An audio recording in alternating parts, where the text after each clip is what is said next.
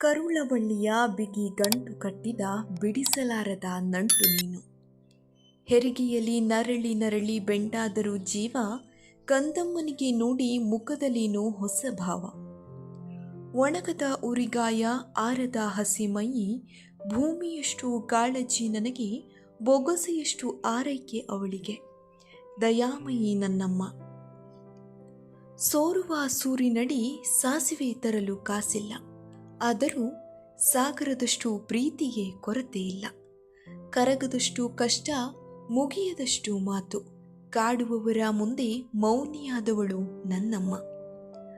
ಅಂದು ನೀ ಬಡಿಸಿದ ಉಪ್ಪು ಹಾಕಿದ ಗಂಜಿಯಲ್ಲಿನ ರುಚಿ ಇಂದು ಸೊಪ್ಪು ಹಾಕಿದ ಬಾಡೂಟದಲ್ಲಿ ಇಲ್ಲ. ಅಂದು ನೀ ತಂದುಕೊಟ್ಟದ್ದು ನೀ ಕೆಲಸ ಮಾಡುವವರ ಮನೆಯ ಯಜಮಾನರ ಮಗಳ ಅಂಗಿ, ಇಂದಿಗೂ ಮಾಸದ ನೆನಪು. ಬಿಳಿ ಬಣ್ಣದ ಕೋಟು, ಮೇಲೆ ಕೆಂಪು ಪಾತ್ರಗಿತ್ತಿ, ಜಿಪ್ಪು ಹರಿದ ಪಾಟಿ ಚೀಲ.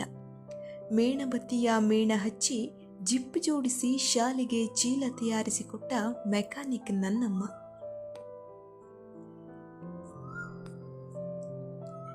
ಬಿರುಕು ಬಿಟ್ಟ ಪಾದ, ಒಡೆದ ಕೈ ತನ್ನದಾದರೂ ನನ್ನ ಕೈಗೆ ಎಣ್ಣೆ ಸವರಿ ಮೃದು ಮಾಡಿದವಳು ನನ್ನಮ್ಮ.